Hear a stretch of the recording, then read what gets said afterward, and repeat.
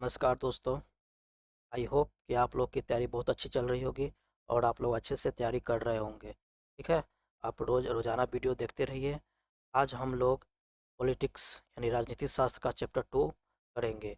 Chapter 1 का video डाला गया है। चैप्टर 2 का इम्पोर्टेंट टॉपिक्स, इम्पोर्टेंट क्वेश्चंस को डाला गया है इसमें, जो 2026 के लिए काफ़ी इम्पोर्टेंट है, उसको डाला गया हुआ है। तो आइए हम लोग देखते हैं पहला क्वेश्चन कि सत्ता के विकेंद्रीकरण से आप क्या समझते हैं। सत्ता के विकेंद्रीकरण से आप क्या समझते हैं।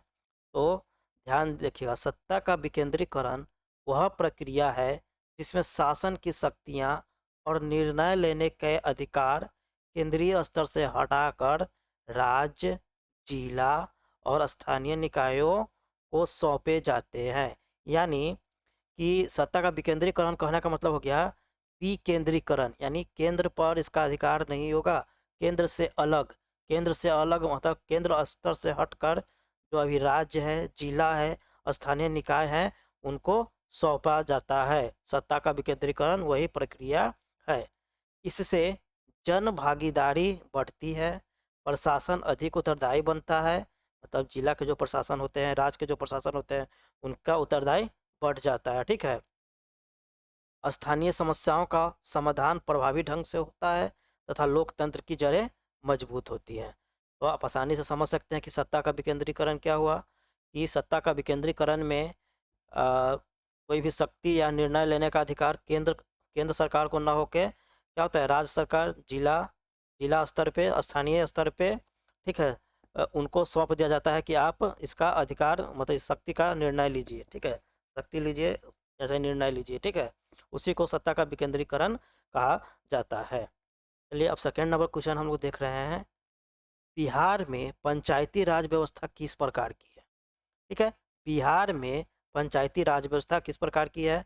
तो ये 3 स्तर का है, त्रिस्तरीय है। ठीक है, बिहार में पंचायती राज व्यवस्था क्या है, त्रिस्तरीय है, जो 73वें संविधान संशोधन पर आधारित है। इनके 3 स्तर कौन कौन है, एक ग्राम स्तर है, एक मध्य स्तर है और तीसरा जिला स्तर है। ठीक है, जिला स्तर है तो ग्राम स्तर में क्या होता है, ग्राम पंचायत, ग्राम सभा। मध्य स्तर में पंचायत समिति जो प्रखंड स्तर पे होता है, और जिला स्तर में जिला परिषद होता है। ये बात याद रखिएगा। ठीक है, तो दूसरा नंबर क्वेश्चन हम देख लिए। अब हम लोग तीसरे नंबर क्वेश्चन पे आते हैं। देखिए, हम लोग इस तरह से याद कीजिए कि समझिए कि 2026 में आने वाला है क्वेश्चन, इंपॉर्टेंट क्वेश्चन है ये सब। ठीक है, और देखिए आप इसके साथ साथ आप क्वेश्चन बैंक को भी एकदम ध्यान में रखिएगा। क्वेश्चन बैंक से ही क्वेश्चन सब आता है। ठीक है, इसलिए आप कोशिश कीजिएगा कि 10 इयर्स का या 5 इयर्स का क्वेश्चन बैंक जरूर याद कर जाए। क्वेश्चन सब सोशल साइंस हो, फिजिक्स हो, केमिस्ट्री हो, जो भी हो, सारा बना के जाइए, याद करके जाइए। आप 100% अच्छा मार्क्स लेके आइएगा।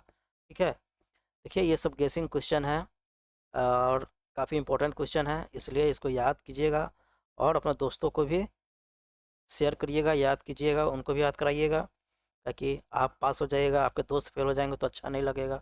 इसलिए भारतीय भाषाई नीति श्रीलंका की भाषा नीति से कैसे अलग है। भारतीय भाषाई नीति श्रीलंका की भाषा नीति से कैसे अलग है। तो भारत की भाषाई नीति बहुभाषिक और समावेशी है। भारतीय संविधान में कई भाषाओं को मान्यता दी गई है तथा हिंदी और अंग्रेजी दोनों का उपयोग स्वीकार किया गया है। भारतीय संविधान में हिंदी और अंग्रेजी दोनों का उपयोग स्वीकार किया गया हुआ है। ठीक है, और भारत बहुभाषिक और समावेशी है। भारत की जो भाषाई नीति है बहुभाषिक है, यानी बहुत तरह के भाषा यहाँ पे बोला जाता है। लेकिन इसके विपरीत जो श्रीलंका है, उसमें सिंगला ओनली नीति अपनाई गई है। मतलब सिंगली भाषा ही उनके लिए इम्पोर्टेंट है। ठीक है, जिससे तमिल भाषियों में असंतोष बढ़ा हुआ है। ठीक है, भारत ने भाषाई विविधता का संतुलन से संभाला है, जबकि श्रीलंका में नीति विभाजनकारी बनी है। ये समझे, मतलब वहाँ पे सिंगली भाषा वालों को ज़्यादा महत्व दिया गया हुआ है, लेकिन यहाँ पे भारत में सभी को समान तरीका से दिया हुआ है, जिससे संतुलन बना हुआ है भारत में। ठीक है, अब आते हैं, फोर्थ नंबर क्वेश्चन है आपका, नगर निगम की आय के प्रमुख साधनों को बताइए। नगर निगम के प्रमुख साधनों को बताइए। तो यहाँ पे देखिएगा आप, नगर निगम की आय के प्रमुख साधन निम्नलिखित है। ये तो स्थानीय कर से, यानी संपत्ति कर, जल कर, प्रकाश कर, इस सब से क्या करते हैं, आय का स्रोत है इनका। शुल्क, फीस, लाइसेंस शुल्क, जन्म मृत्यु पंजीकरण, नक्शा पासिंग, ये सब नगर निगम का काम है। ठीक है। आप जन्म प्रमाण पत्र बनाना चाहते हैं, चाहे मृत्यु प्रमाण बनाना चाहते हैं, तो क्या है, नगर निगम में जाना पड़ता है ना, नगर परिषद में जाना पड़ता है, नगर निगम ये सब इनका काम है। ठीक है। इन्हीं से उनको आय का प्रमुख साधन है। ठीक है। अब आइए सेवा शुल्क, पानी, सीवर, कचरा प्रबंधन। ठीक है। सेवा शुल्क से भी मतलब पानी का शुल्क, सीवर, कचरा प्रबंधन, ये सबसे भी उनको आय का मिलता है। जुर्माना, जैसे नियम, कोई नियम उल्लंघन कर दिया तो उस पर जुर्माना लगाकर इनका आय बनता है। ठीक है। अनुदान, राज्य सरकार व भारत सरकार इनमें मतलब इनको अनुदान करते हैं, इनको दान करते हैं कि आप अपने नगर का विकास कीजिए। ठीक है। नगर संपत्ति से भी आय मिलता है, जैसे किराया, लीज, ये सभी नगर निगम का संपत्ति जो है उससे भी उनको आय मिलता है। नेक्स्ट क्वेश्चन है आपका, दल बदल कानून क्या है। ठीक है, काफ़ी इंपॉर्टेंट क्वेश्चन है, दल बदल कानून क्या है।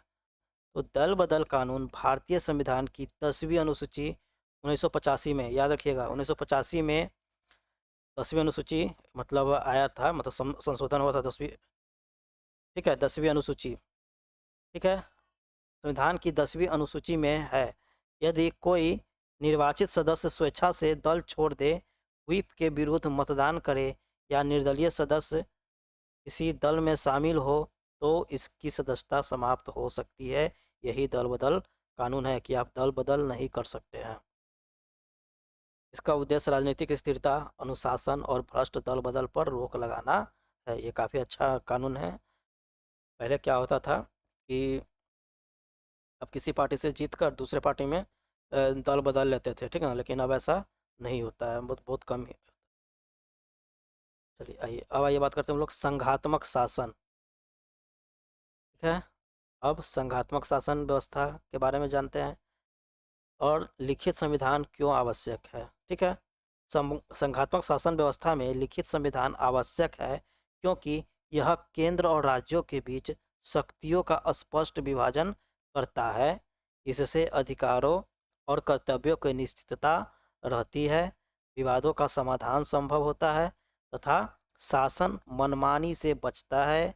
लिखित संविधान संघ की एकता, स्थिरता और कानून के शासन को सुनिश्चित करता है। ठीक है, ये बात को याद रखिएगा। ये जो भी क्वेश्चन से बता रहे हैं उसको याद कर लीजिएगा आप लोग। अब आते हैं नेक्स्ट क्वेश्चन, भारतीय संविधान के दो प्रावधानों का वर्णन करें जो भारत को धर्मनिरपेक्ष राज्य बनाते हैं। भारत को धर्मनिरपेक्ष बनाने वाले दो संवैधानिक प्रावधान, दो संवैधानिक प्रावधान कौन है, एक तो समानता का अधिकार है और एक धार्मिक स्वतंत्रता का अधिकार है। ठीक है। ये धर्मनिरपेक्ष राज्य बनाने में काफ़ी महत्वपूर्ण है। समानता का अधिकार अनुच्छेद 14 से 16 में इसका वर्णन किया गया हुआ है, अनुच्छेद 14 से 16 में। ठीक है। भारतीय संविधान के ये अनुच्छेद धर्म के आधार पर भेदभाव को निषिद्ध करता है, मतलब धर्म में भेदभाव नहीं करना है। ठीक है। राज्य सभी नागरिकों को कानून के समक्ष समानता देता है। सरकारी नौकरियों और अफसरों में धर्म के आधार पर भेदभाव नहीं किया जा सकता। यही इनका नियम है समानता का अधिकार में। ठीक है। और धार्मिक स्वतंत्रता का अधिकार है कि यहाँ पे जो प्रावधान है, प्रत्येक व्यक्ति को अपने इच्छा अनुसार धर्म मानने, आचरण करने और प्रचार करने की स्वतंत्रता प्राप्त है भारत में। ठीक है। राज्य किसी विशेष धर्म को बढ़ावा नहीं देता है और सभी धर्मों का प्रति समान दृष्टिकोण रखता है। ठीक है।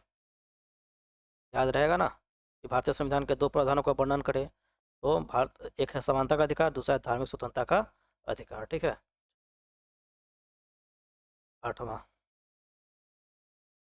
शासन की शक्ति किसी एक व्यक्ति या समूह के हाथों में नहीं होनी चाहिए। क्यों? तो शासन की शक्ति यदि एक व्यक्ति या समूह में केंद्रित हो जाए तो तानाशाही, अधिकारों का दमन और भ्रष्टाचार बढ़ सकता है। शक्ति का विभाजन विधायिका, कार्यपालिका, न्यायपालिका नियंत्रण संतुलन सुनिश्चित करता है, जवाबदेही बढ़ाता है और नागरिक स्वतंत्रताओं की रक्षा करता है। इससे लोकतंत्र स्थिर, पारदर्शी और जनहितकारी बना रहता है। शासन की शक्ति किसी एक व्यक्ति या समूह के हाथों में नहीं होनी चाहिए। क्यों? अगर एक हाथ में रहेगा तो आप जान ही रहे हैं कि क्या होगा, इससे तानाशाही बढ़ जाएगा, ठीक है, भ्रष्टाचार बढ़ जाएगा। इसलिए एक हाथ में नहीं होना चाहिए, मतलब ये बदलते रहना चाहिए ताकि नियंत्रण संतुलन नियंत्रण क्या हो, संतुलन संतुलित रहे, जवाबदेही बढ़े बढ़े, नागरिक का स्वतंत्रता की रक्षा हो, जिससे लोकतंत्र स्थिर रहे और पारदर्शी रहे और जनहितकारी बना रहे। यही है शासन की शक्ति, ठीक है, याद रखिएगा। समवर्ती सूची क्या है? हमारा नंबर क्वेश्चन है आपका, समवर्ती सूची क्या है? तो समवर्ती सूची भारतीय संविधान की 7वीं अनुसूची की वह सूची है जिनमें शामिल विषयों पर केंद्र और राज्य दोनों कानून बना सकते हैं। संघ सूची होता है, राज्य सूची होता है और समवर्ती सूची होता है, ठीक है। तो संघ सूची में सिर्फ केंद्र बनाता है, राज्य सूची में राज्य सिर्फ बनाता है कानून, और समवर्ती सूची में दोनों बना सकते हैं, ठीक है। टकराव की स्थिति में केंद्र का कानून प्रभावित है। अगर राज्य भी बना रहा है कानून और केंद्र भी बना रहा है तो केंद्र का मान्यता ज़्यादा होगा समवर्ती सूची में, ठीक है, याद रखिएगा। आंसर शिक्षा, वन विभाग, श्रम आदि इसके उदाहरण है, ठीक है। चलिए चलिए आइए अब 10th नंबर क्वेश्चन देखते हैं। लोकतंत्र में राजनीतिक दलों के सामने अंकों की चुनौतियां हैं। एक राजनीतिक दल के अध्यक्ष के रूप में आप इन चुनौतियों से कैसे निपटेंगे? ये 5 मार्क्स का क्वेश्चन, आप कह सकते हैं कि 5 मार्क्स में कहीं आ जाए, ठीक है, या 2 मार्क्स में आएगा तो 2 मार्क्स की तरह ही लिखिएगा। चलिए आइए तो देखते हैं हम लोग। लोकतंत्र में राजनीतिक दलों के सामने कई गंभीर चुनौतियां हैं, जैसे आंतरिक लोकतंत्र की कमी, परिवारवाद, धन बल बाहुबल का प्रभाव, विचारधारा का पतन, भ्रष्टाचार, अपारदर्शी चंदा व्यवस्था तथा जनता की विश्वास में गिरावट। इसके अतिरिक्त जाति धर्म आधारित राजनीति और दल बदल की प्रवृत्ति लोकतंत्र को कमजोर करती है। यदि अब इसका दूसरा क्वेश्चन क्या था, एक राजनीतिक दल के अध्यक्ष के रूप में आप इन चुनौतियों से कैसे निपटेंगे? तो यदि मैं किसी राजनीतिक दल का अध्यक्ष होता तो सबसे पहले संगठन में आंतरिक लोकतंत्र स्थापित करता तथा नियमित चुनाव कराता, साफ छवि और योग्य उम्मीदवारों को ही टिकट देता, चंदे की पूरी जानकारी, सार्वजनिक कर पारदर्शिता लाता, पार्टी को स्पष्ट विचारधारा और विकास उन्मुख नीतियाँ बनाता, जनता से निरंतर संवाद रखता तथा कार्यकर्ताओं को संविधान और लोकतांत्रिक मूल्यों की शिक्षा देता, अनुशासन व नैतिक आचार संहिता लागू करता। ये हम लोग राजनीतिक दल के अध्यक्ष होने पे ऐसा करते, ठीक है।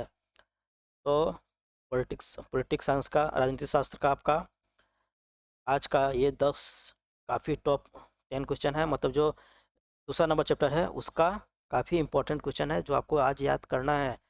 डे वाइज जा रहा है आपका चैप्टर, मतलब हम लोग चैप्टर 1 पॉलिटिक्स कर चुके हैं, चैप्टर 2 आ रहा है, इस तरह धीरे करके धीरे धीरे आएगा, सारा आपका हम चैप्टर वाइज लेके आ रहे हैं।